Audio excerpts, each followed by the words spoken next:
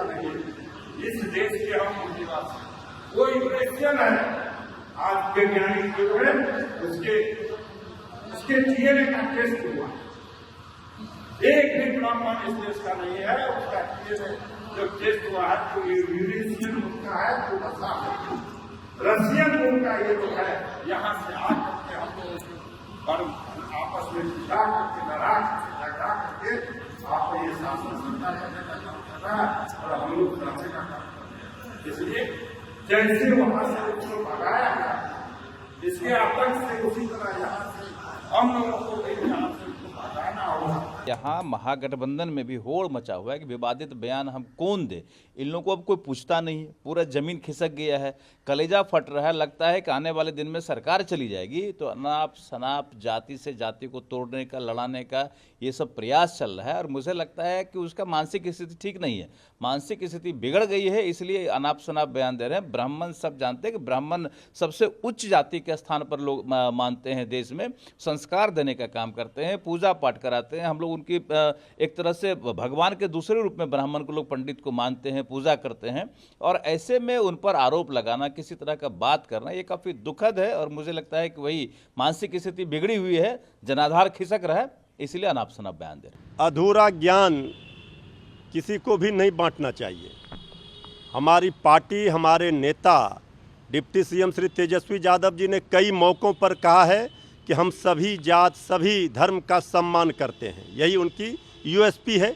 A to Z समाज के सभी जात का समर्थन राष्ट्रीय जनता दल को, हमारी पार्टी को मिलता है। इसलिए सबसे बड़े दल के रूप में राष्ट्रीय जनता दल है बिहार में।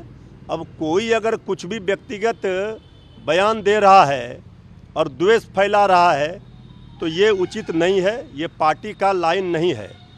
उनको पूरी तरह से संविधान का ज्ञान रख लेना चाहिए, क्योंकि संविधान में बाबा साहेब अम्बेडकर ने सभी लोगों के सम्मान की बात की है। हम ठीक है, जो हमारे विकास के रास्ते में हमारे पीछे छूट गए, हमारे दलित भाई हैं, महादलित भाई हैं, पिछड़े हैं, अति पिछड़े हैं, हम उनका सम्मान करते हैं, उनको मुख्य धारा में ला रहे हैं। यही सामाजिक न्याय है। आदरणीय लालू प्रसाद जी ने सब दिन गरीबों के हित की बात की है। लेकिन कोई अगर इस तरह से किसी जाति विशेष पर टिप्पणी करता है तो ये बेवजह का समाज में क्लेश और आपस में मतभेद होता है। इससे परहेज करना चाहिए, इससे बचना चाहिए।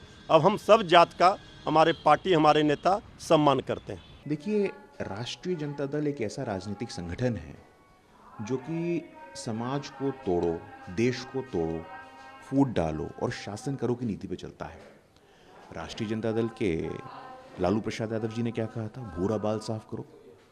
समाज में इस प्रकार से हिंसा और वैमनस्य का वातावरण फैला करके आप सत्ता में आना चाहते हैं।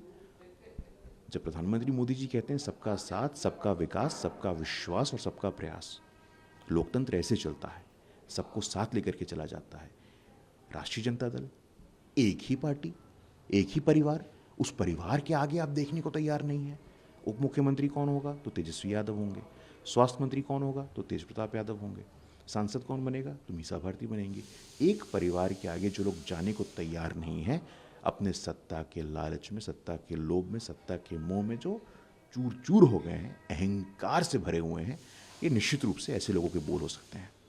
देखिए, किसी भी जात, किसी भी कास्ट के खिलाफ हमारा संविधान रोकता है इस तरह की बात करने से। और धर्म के आधार पे, जात के आधार पे, कास्ट के आधार पे, कलर के आधार पे अगर कोई बात होती है तो वो सही नहीं है। कौन यहाँ का मूल निवासी है, कौन मूल निवासी नहीं है, ये बहस का इशू नहीं है। आज के दिन बहस का इशू ये है कि कौन लोग देश के लोगों के हित में काम कर रहे हैं, कौन लोग उनके अहित में काम कर रहे हैं। हमको फोकस इस बात पे करना चाहिए कि हमारा जो संविधान पूरे देश को इक्वल मानता है, जस्टिस की बात करता है, इक्वल अपॉर्चुनिटी की बात करता है, इसमें कौन बाधक बन रहा है। मेरे ख्याल से इसको अगर भारतीय जनता पार्टी की नीतियों पे फोकस करके बात किया जाए और कि बीजेपी ने देश में कास्टवार, रेसिस्ट वार और कम्युनल वार शुरू किया तो ज़्यादा